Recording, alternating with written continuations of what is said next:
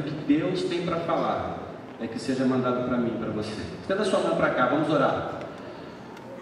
Amado Deus, Senhor nosso Pai, diante da Tua presença, muito humildemente nós nos colocamos e clamamos pela vida do Wagner, Senhor. Que neste momento ele seja usado pelo Senhor, que os nossos corações possam receber de Ti esta porção maravilhosa da Tua palavra, e que tudo que aqui venha a ser dito, Pai, seja para que o Seu santo nome seja engrandecido. Assim nós oramos em nome de Jesus. Amém.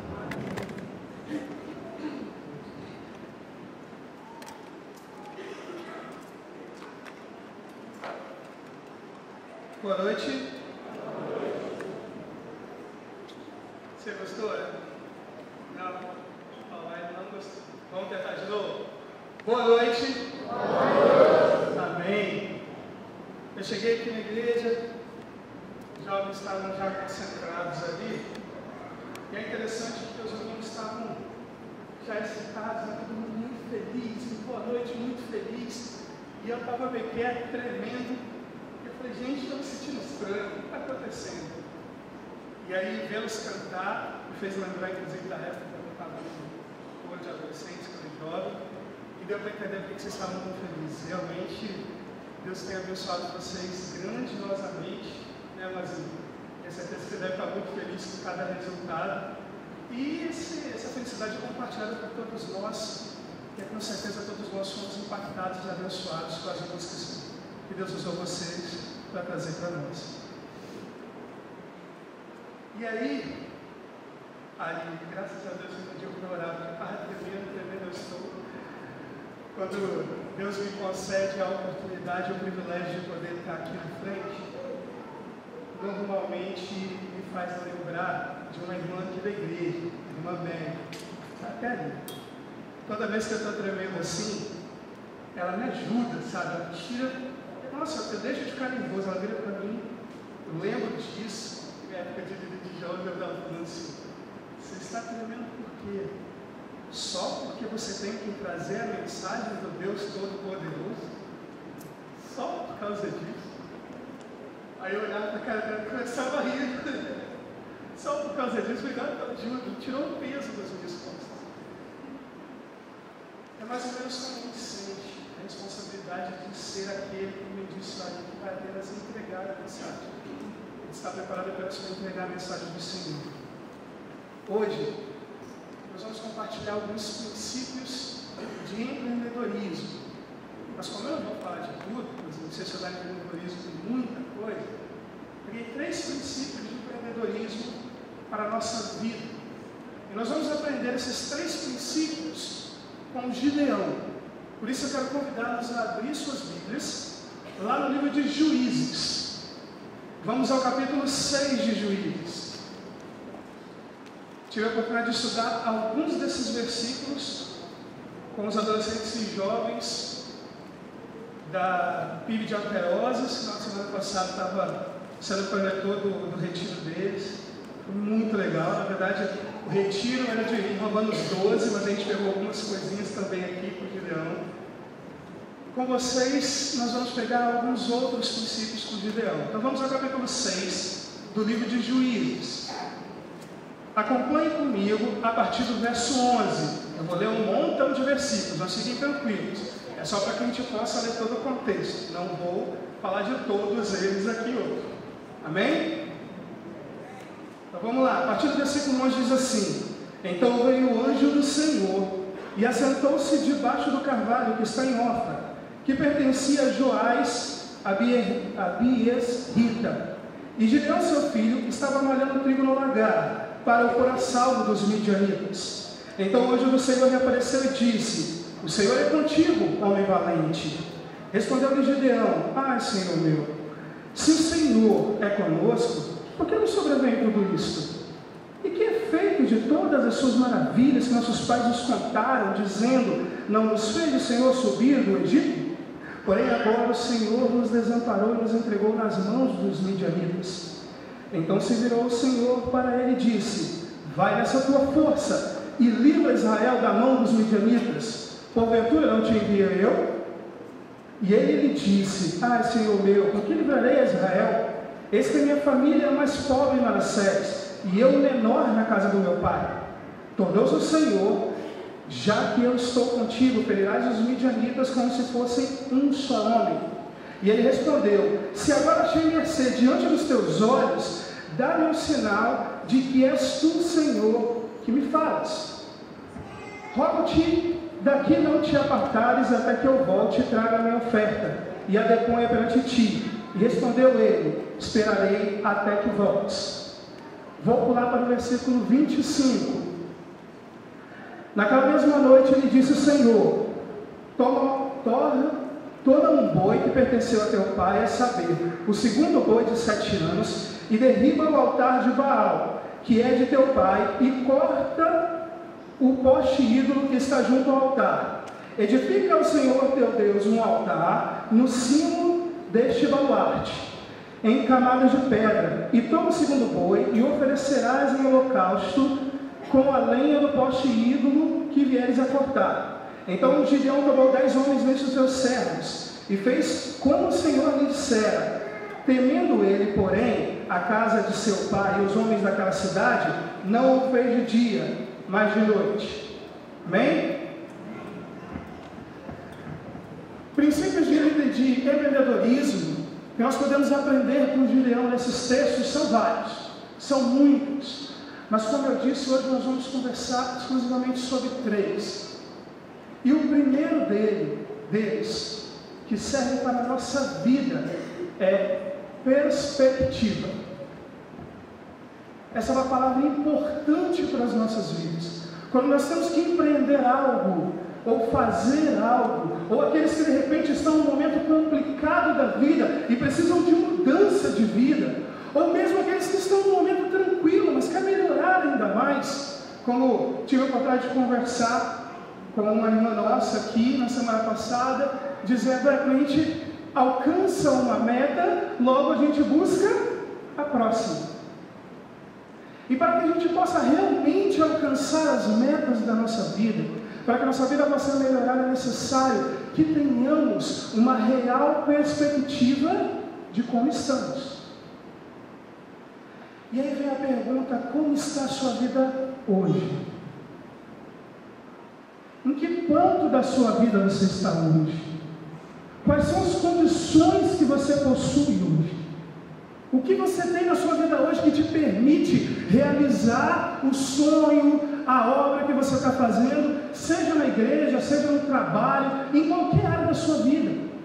Como está a sua vida hoje para que você possa realizar este sonho? Para que você possa realizar esta obra? São perguntas difíceis de se fazer, porque nem sempre a gente quer olhar para como está a nossa vida, e na maioria das vezes é mais fácil nós olharmos para a nossa vida apenas para reclamar.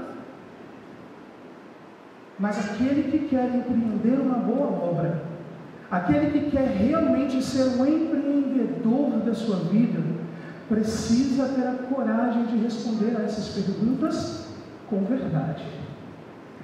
Veja bem, Gideão responde um pouco essas perguntas. No verso 11, diz que Gideão foi encontrado pelo anjo do Senhor no lagar, malhando trigo. Israel estava cercado pelos midianitas. O trigo, geralmente, nós vamos falar sobre isso um pouquinho mais à frente, ele é malhado na eira, mas Gideão estava no lagar. Ele sabia que estava cercado e precisava de um local onde ele pudesse beneficiar o trigo sem ser pego pelos midianitas. Significa o quê? Que ele avaliou a situação da vida dele e disse: não posso dar mole, se eu der mole vão me pegar. Ele avaliou isso de forma correta. No verso 13, Gideão também faz uma avaliação quando ele está conversando com o anjo. Ele diz assim: se o Senhor fosse conosco, isso não teria sobrevindo sobre nós. Olha que interessante, Gideão tinha plena noção do sentimento de abandono.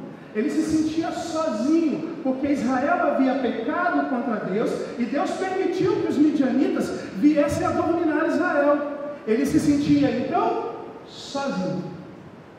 Quando o anjo do Senhor disse que Deus era com ele, ele falou assim: mas como? Pela minha avaliação, Deus não pode estar comigo.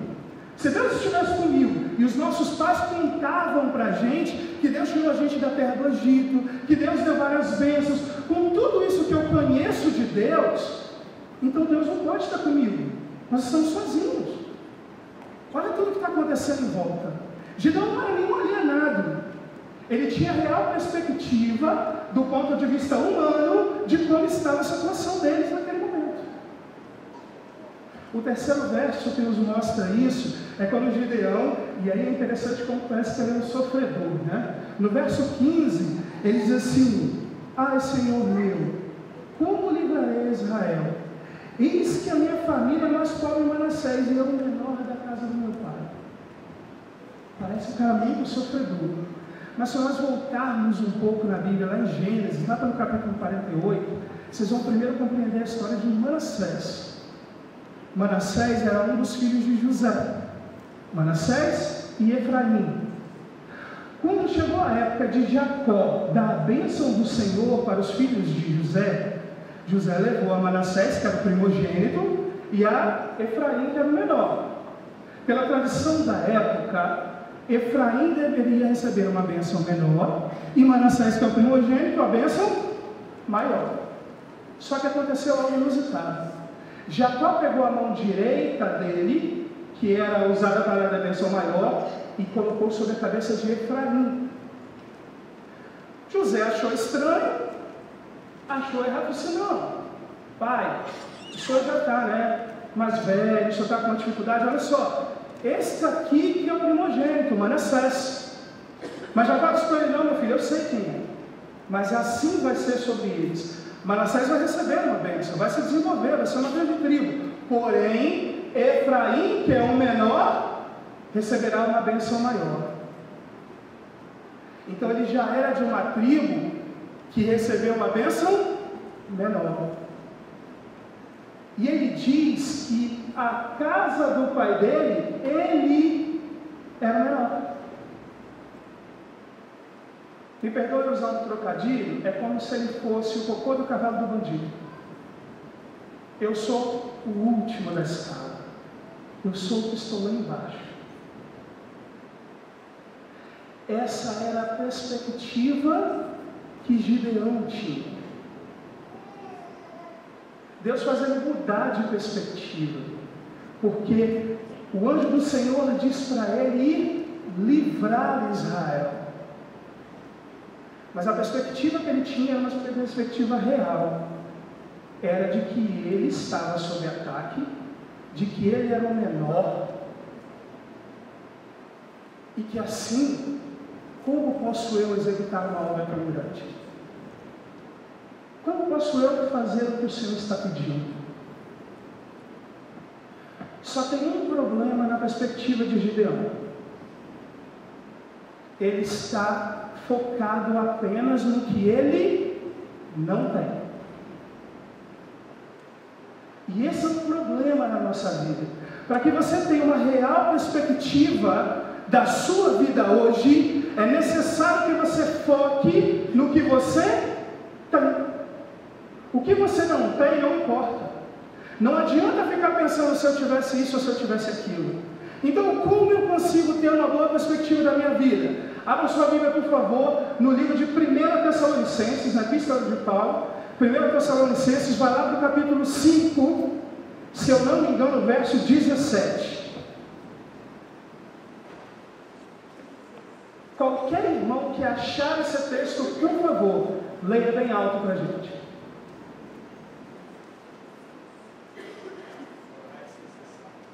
Então, desculpe, é o verso 18, leia para a gente de novo.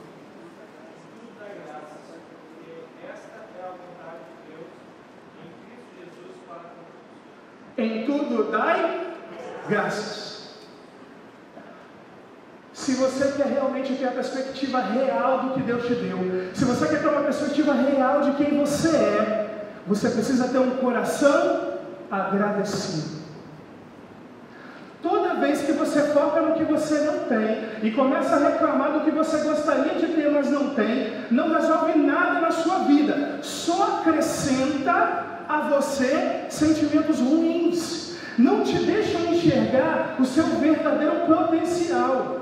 não te deixam ver verdadeiramente o que você tem para poder executar a obra. Você sempre vai se achar menor do que o que você realmente é. Quando você aprende a seguir o que diz esse texto de 1 Tessalonicenses 5,18, e em tudo dar graças, você começa a perceber que você tem muitas coisas, você tem muitas qualidades, você tem bens que Deus te deu. Pode não ser o que você gostaria de ter, mas é o que você tem, e precisa aprender a agradecer a Deus pelo que você tem. É diferente de você se conformar e achar que não vai chegar a lugar nenhum.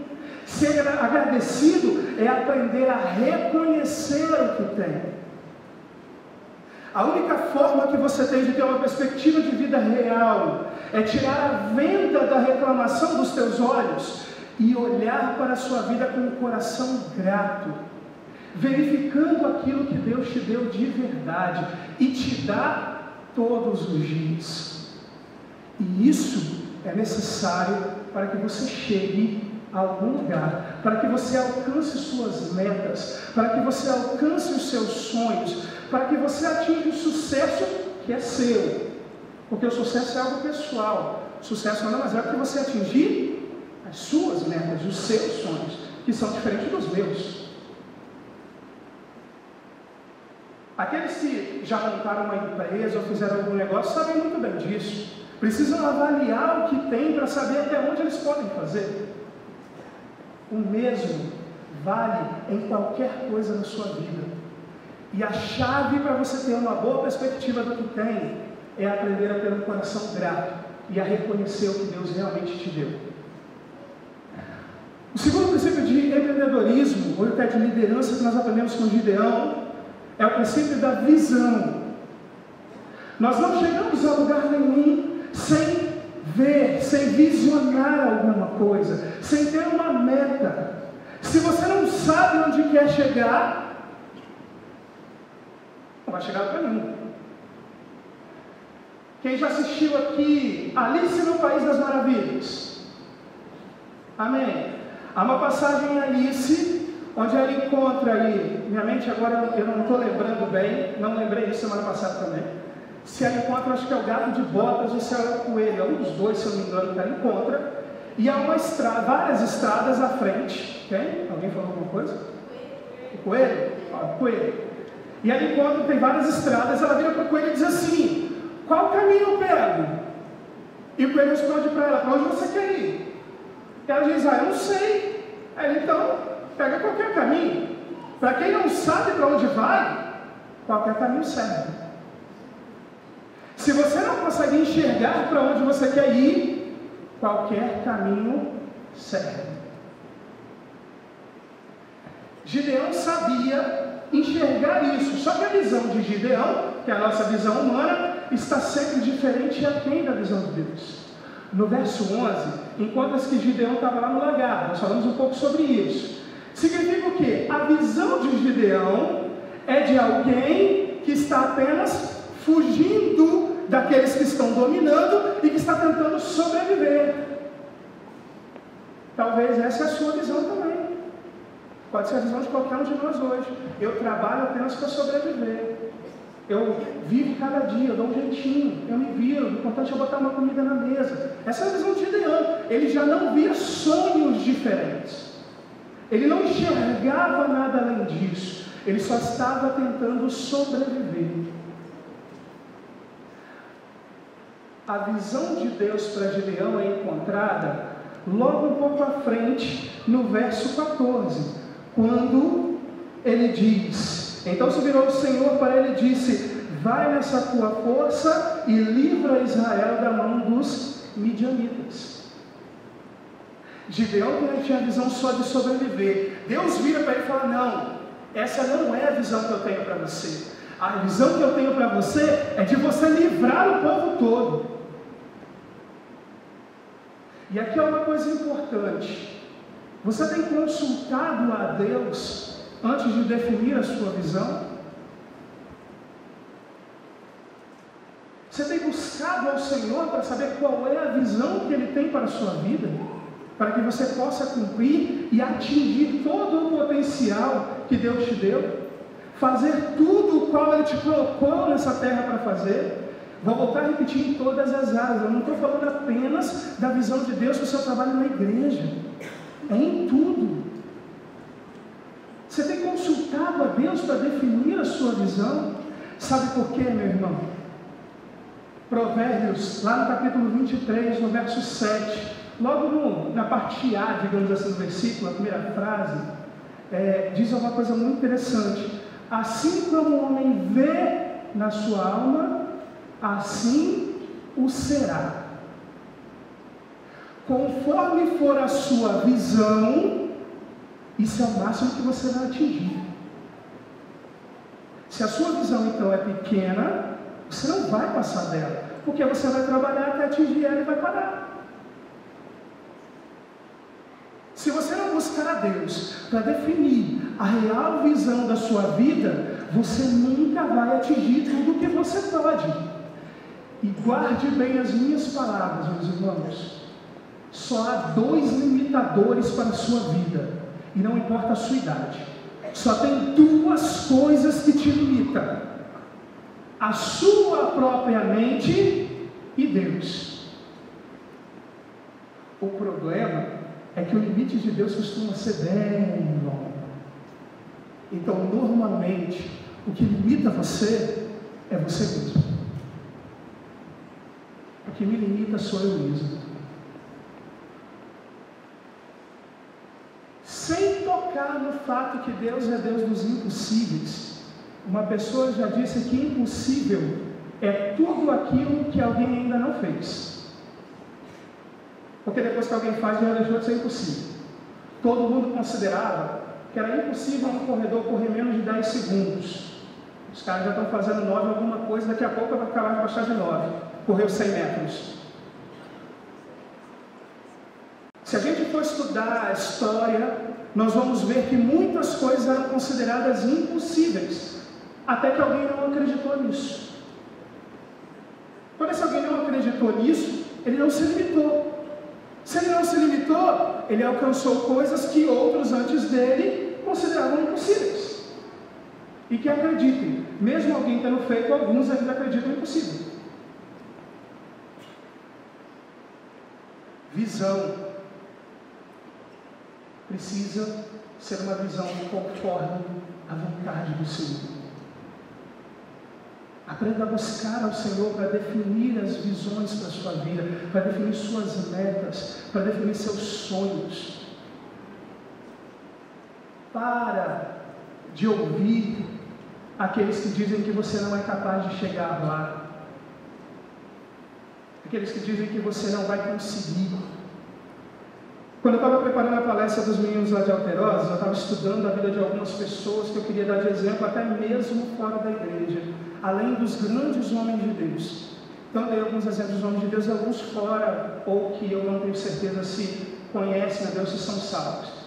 E aproveitando até que foi o Dia da Consciência Negra, eu usei o nosso ministro do STF, Joaquim Barbosa. Eu tinha lido uma matéria sobre Joaquim Barbosa na Veja, que foi muito interessante, que eles entrevistaram algumas pessoas que eram primos, pessoas que conviveram com ele quando ele ainda era novinho. Uma das histórias que me surpreendeu é que meio que deu a decisão dele de mudar de vida. Muitos de vocês já devem ter visto muita coisa sobre ele, porque são muitas coisas em jornais e tudo mais. Era filho de uma empregada doméstica, de um pedreiro, vivia numa época em que o preconceito contra os negros era muito pior. E aí um dos primos dele revelou algumas histórias, que ele ia a algumas festas, naquela época em Brasília, e quando chegava na festa, os meninos como ele, que eram negros, e principalmente pobres, ficavam num determinado local da festa. Eles não podiam ter contato com os meninos mais ricos, uma das grandes formas de humilhação. E Joaquim Barbosa decidiu, segundo esse primo dele contando, que ele não ia mais passar por aquilo, ele não aceitava ser humilhado daquela forma. Então o que ele fez? Não vou mais à festa, eu vou estudar porque eu vou ser alguém na vida. Um menino negro, pobre, que nessa mesma matéria dizem que a casa dele não possuía praticamente móvel nenhum, só estudou em escola pública e hoje é presidente do Superior Tribunal Federal. Se ele tivesse escutado todo mundo que dizia para ele que ele não ia chegar a lugar nenhum, ele realmente não ia chegar a lugar nenhum. Ele decidiu não dar ouvidos àqueles que queriam jogá-lo para baixo. Ele traçou uma visão para a vida dele e buscou ela. Na visão das pessoas da época, isso era impossível. Hoje nós não temos essa visão porque alguém fez. Ele fez. E tantos outros fizeram. Vocês, quando estão vendo televisão e veem Silvio Santos, na época que era novo, que não tinha nada, estava lá nas barcas na minha terra, em Niterói, vendendo um docinho que eu cheguei a comer quando eu era criança. Era um docinho que era tipo uma goiabada que era posta num copinho parecido com um de sorvete, mas não era esse casquinho de sorvete igual um biscoito, não. Era um negócio, eu brigava falando que era igual um isopor quando você tentava comer aquilo. O Hugo deve lembrar disso lá no Rio, nós temos muito disso no Rio. Ele vendia aquilo, ele não tinha nada. Hoje o cara é dono de uma emissora de televisão e muitas outras empresas. Vocês acham que ninguém disse para ele que ele não ia chegar a lugar nenhum? Disse. Provavelmente um monte de gente falou, não dá, a gente só tem uma condição assim. Mas ele não deu ouvidos. E olha que eu estou citando alguém que não sei se converteu agora, mas que não tinha Deus no coração. Imagine a visão e o potencial que você tem.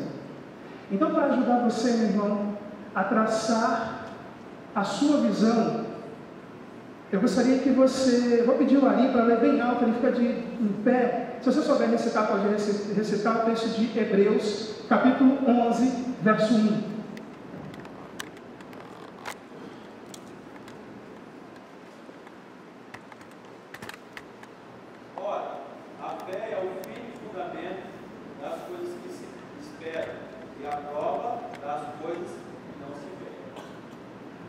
Toda vez que você encontrar com um empreendedor, você vai descobrir que ele enxerga algo que você acha que é loucura. Eu conheci alguns empreendedores, homens que hoje são empresários e tudo mais, homens que hoje têm negócios pequenos ou grandes. Ele trata o negócio que ele está tentando fazer como se já existisse, sem que ele nem tivesse dado praticamente o primeiro passo ainda. Porque a visão dele, sendo conhecedor ou não, a visão dele é muito próxima do que o Ari leu em Hebreus 11:1. É uma visão de fé. A fé, firme fundamento das coisas que se esperam. É prova daquilo que ainda não se vê, daquilo que você ainda pode vir a realizar. Você enxerga antes, isso é visão. Se você colocar a visão na medida da sua fé, e a sua fé realmente, você colocar a sua fé em prática, você encontrará uma grande visão e poderá realizar grandes coisas. A última coisa que hoje eu gostaria de trazer para os irmãos, e o terceiro ponto dessa mensagem por Gideão, extremamente importante, é que quando você traça a perspectiva, quando você percebe onde você está, e você traça uma visão, que é onde você quer chegar, você precisa percorrer o caminho. E este caminho é feito de escolhas. Esse é o terceiro ponto e a terceira palavrinha dessa noite. As escolhas que você vai fazer. Elas são de suma importância para você conquistar aquilo que você almeja, para que você tenha sucesso na sua vida. E nós também aprendemos isso com Gideão. A primeira escolha que você precisa fazer é: quando eu começo? E a Bíblia nos responde a melhor hora de começar. Eu sei onde eu estou, eu tracei uma visão, eu orei e busquei o Senhor, mas quando que eu começo? Gálatas capítulo 6, verso 7 diz... eu só lembro mais da segunda parte, tem uma frasezinha antes, mas ele diz principalmente: tudo que o homem planta, isto ele colherá. Aí vem a situação. Se eu quero colher alguma coisa no futuro, eu começo a plantar quando? No ouvido. Pode falar alto. Hoje. Agora. O início da sua caminhada, o início do seu projeto é sempre hoje. Amanhã é sempre amanhã. Você precisa sempre começar hoje. Eu planto hoje, eu colho amanhã. Não é à toa, eu sei bem disso porque passei muito por isso. Hoje eu estou diminuindo. Mas eu passei muito por isso. Você precisa fazer um regime, eu vou começar? Não. Normalmente, a gente responde o quê? Vou começar? Amanhã. Só que segunda-feira é sempre? Segunda-feira. Sempre amanhã. Na próxima segunda. Mas você vai começar na segunda-feira. Aí quando chegar na outra semana, você vai começar na segunda-feira. Vai ser sempre segunda-feira. Aí a gente não entende por que não diminui, né? Eu preciso sempre responder que eu vou começar hoje. Eu quero passar no vestibular, eu começo a estudar hoje. Eu quero arrumar um emprego, eu começo a fazer currículo, a fazer tudo hoje.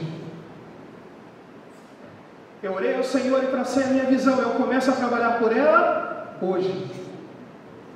O melhor tempo para você começar é hoje. É muito importante, mas vale. Eu não sei nem que horas agora, mas já está tarde, não importa, você começa hoje, nem que você comece orando, dando o primeiro passo, vou botar meu joelho no chão e vou orar. Comece hoje. Nunca conjugue as coisas no amanhã. Comece hoje. Gideão mostra isso para a gente também. Vamos lá no verso 25, se você está com a sua Bíblia aberta. No verso 25 a 27, eu não vou ler os 3 versículos não. Mas se você quiser olhar aí, o 25 começou que naquela mesma noite, o Senhor lhe disse, o Senhor disse a ele o que era para ele fazer. E o texto começa dizendo que Gideão foi logo escolher os homens que ele tinha que escolher, 10 homens, e foi realizar. Ele não ficou esperando. Tá, ele me deu aqui o melhor dia, eu vou ficar consultando os astros, vou ver quando que o alinhamento dos planetas, o melhor mês para começar. Ele não ficou protelando, ele começou imediatamente. Ele confirmou que é Deus, porque quando você volta alguns versos, ele disse, se o Senhor está falando comigo, fica aqui e deixa eu voltar. Ele confirmou que Deus estava falando com ele, tinha certeza que a visão dele então vinha de Deus, e começou hoje, imediatamente. Já começa a preparar meus planos. Vou começar agora. Ah, mas ele não fez naquela hora, já não saiu correndo para fazer. Sim, fez como tinha que fazer. Começou a preparar os planos e foi fazer à noite, que se fizesse de dia, estava com medo de morrer. Não, vou fazer à noite ou à madruga. Mas eu já contactei as pessoas que eu vou fazer. Eu já preparei como eu vou fazer. Eu já escolhi o boi que Deus pediu. Eu já comecei a fazer. O término é na frente, eu vou colher na frente, mas eu já comecei a plantar. Sua escolha de quando começar vai definir se você será bem sucedido ou não.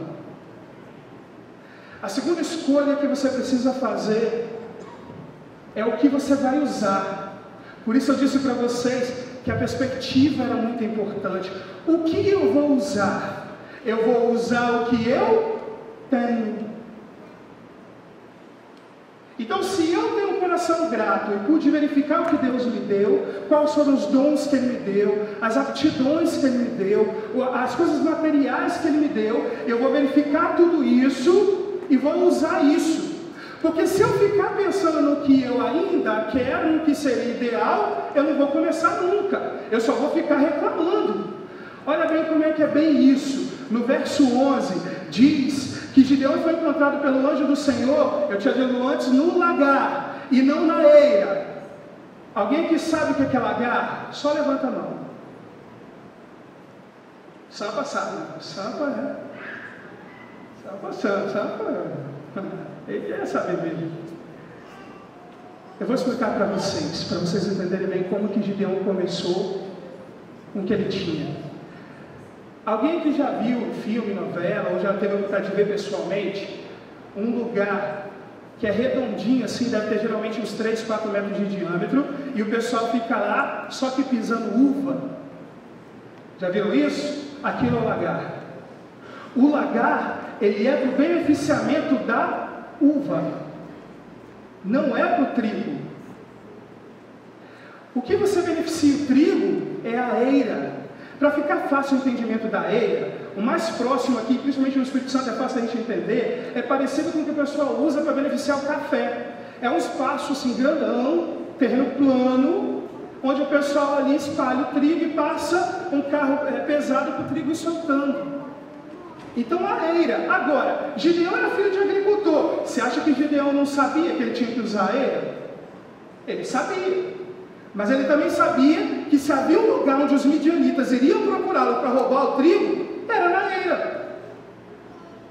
Então o que eu tenho que eu posso usar para que eu não tenha que entregar o meu trigo para eles? Eu vou usar o lagar. Não é o ideal, não é o melhor, não é o que eu gostaria, mas é o que eu tenho.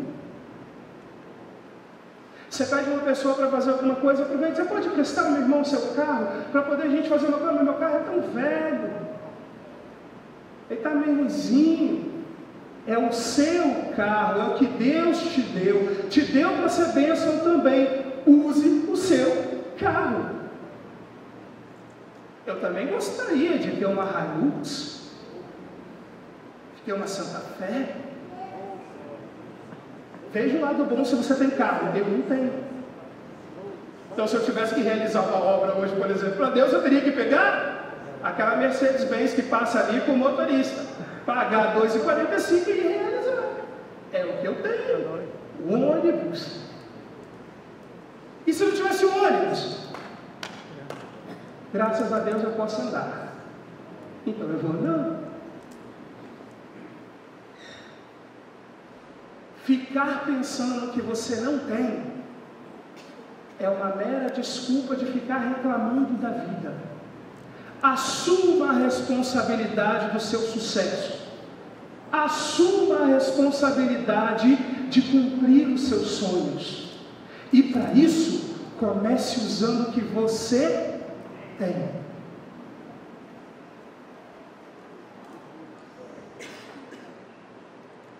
Se você está com a sua Bíblia aberta, lê comigo o verso 14. Diz assim: então se virou o Senhor para ele e disse: vai nessa tua força. Querido, deixa eu contar um segredo para você, meu irmão. Deus te deu tudo o que você precisa para alcançar a visão que Ele tem para você. Tudo o que você precisa Ele te deu. Nós dissemos aqui no início que Gideão, ao olhar para ele, dizia: eu sou o menor na casa do meu pai, os midianitas estão cercando, eu tenho até que usar o lagar, eu tenho isso, eu tenho aquilo. Só que Deus vira para ele e fala: vai nessa tua força. Deus não virou para ele e falou: eu vou te dar mais um monte de coisa, eu vou te preparar, eu vou te dar outros dons. Não, Ele disse: vai nessa tua força. Você tem tudo o que você precisa. Se você tiver um coração grato, você vai aprender a olhar e enxergar o que você tem. Você tem os potenciais necessários, falta desenvolvê-los, talvez, mas você já possui. Agora, se precisar de algo mais, Deus continua dizendo no verso 14 aí: livra Israel, não te enviei eu, foi o que Deus disse para ele no verso 14 mesmo. Deus disse para ele ir na força dele, porque ele tinha enviado. Um pouco abaixo, acho que é no 17, deixa eu ver, desculpa. Não, no 16, ele diz assim: tornou-me o Senhor, já que eu estou contigo, ferirás os midianitas como se fossem um só homem. O que Deus está dizendo aí para ele? Vai nessa tua força. Qualquer coisa que está além da sua força é comigo. Esquenta a cabeça não. Eu sou contigo, você vai ferir todo mundo como se fosse um só homem. Qualquer coisa que está além de você é comigo. Quando Deus manda você para algo, Ele vai te prover de tudo. Ele já te deu o que você precisa. E você precisa de qualquer coisa além, é com Ele.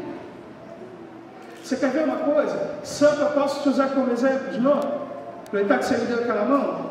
Quando Deus chamou o senhor para ser pastor, geralmente, não sei se foi o seu caso, mas geralmente muitos pastores quando tem que ir para seminário, não vai com medo. Quando que eu vou pagar? Será que eu vou ter tudo que eu preciso?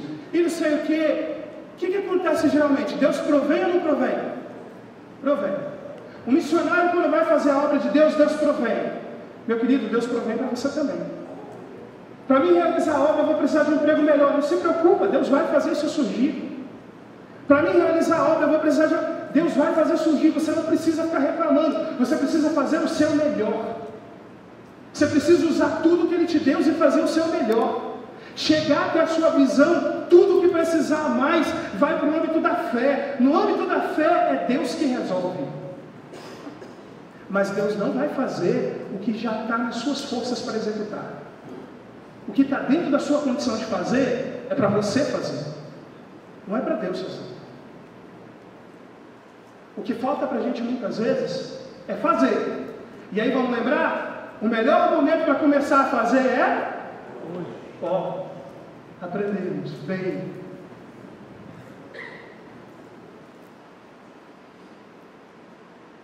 Por último, mas não menos importante, quero desafiar você. Desafiar você a sonhar um sonho diferente, é claro. Eu quero desafiar aqui, talvez nem todo mundo, de repente você já fez isso. Mas eu gostaria de desafiar você a buscar o Senhor em oração. Principalmente, se você hoje acha que a sua vida não está boa, que não está legal, eu queria um algo a mais, ou que você de repente está incomodado, que você gostaria de fazer algo, ou que você de repente já sabe mais ou menos o que gostaria de fazer, mas acha que não vai conseguir. Eu gostaria de desafiar você a fazer como fez Gideão.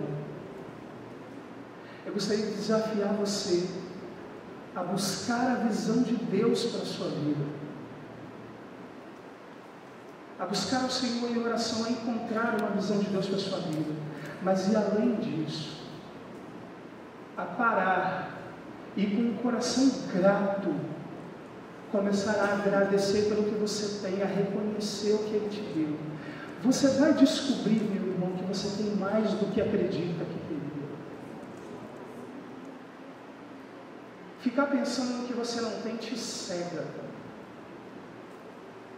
Agradecer o que você tem abre a sua visão do quanto você é abençoado por Deus. Abre a sua visão do quanto de coisas que você tem. O problema é aprender a valorizar isso. Então hoje eu quero te desafiar a usar esses 3 princípios para a sua vida. A traçar a sua perspectiva, verificando que você tem um coração grato. A buscar a Deus uma visão para a sua vida, uma meta, um sonho. E depois, a hoje. Se hoje ainda você conseguir traçar a visão, hoje ainda começar a trabalhar por essa visão. Hoje ainda começar a buscar esse sonho. De repente, todas as áreas da sua vida praticamente estão ótimas. Talvez na igreja seja um local que você está precisando sonhar um sonho diferente. De repente seja alguma coisa de trabalho. De repente seja algo porque você quer estudar, fazer um curso novo. Não importa, para de ouvir quem diz que você não vai chegar lá. Busque a Deus, queira ouvir dele o que Ele quer para você. Busque a Deus para ter essa visão. E hoje ainda comece a fazer as escolhas necessárias para alcançar essa visão. Porque uma certeza eu tenho: se você tiver um coração grato para reconhecer onde você está e como está a sua vida hoje, se você colocar a sua fé em ação e orar a Deus por uma visão, e se você começar hoje a trabalhar por isso, e a fazer as escolhas certas, como diz Gálatas 6,7, o que você está plantando hoje, você vai colher amanhã, porque é a Bíblia que garante isso. Amém? Amém. Deus abençoe a todos vocês. Vocês tenham uma ótima semana. Vou dar a palavra para o irmão.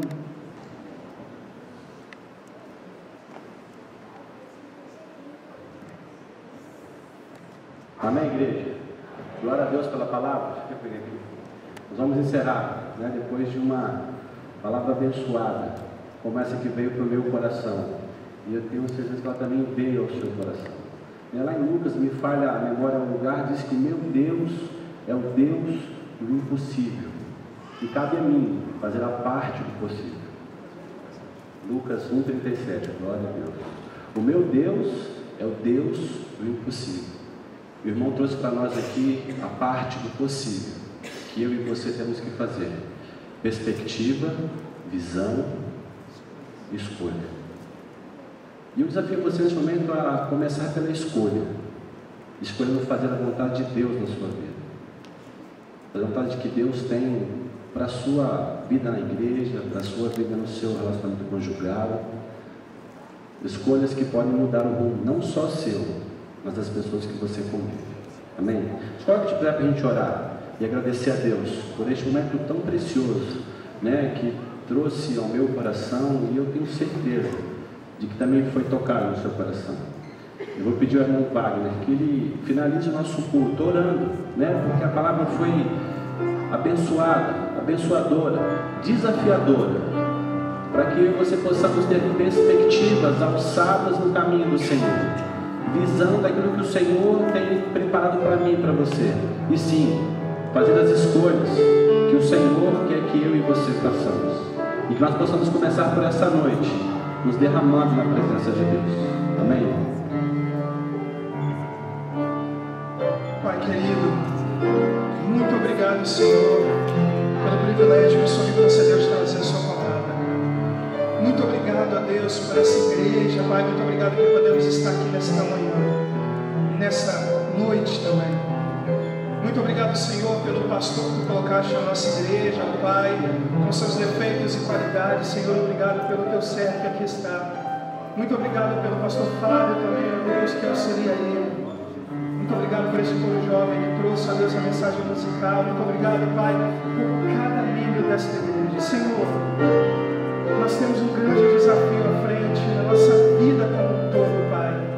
E em nome de Jesus eu peço, ó Deus, ensina-nos a ter a perspectiva correta da nossa vida. Ensina-nos, Pai, a encontrar a visão, ó Deus, que vem de Ti para nós, e a termos a coragem de fazer as escolhas corretas, muitas vezes tão difíceis, Pai.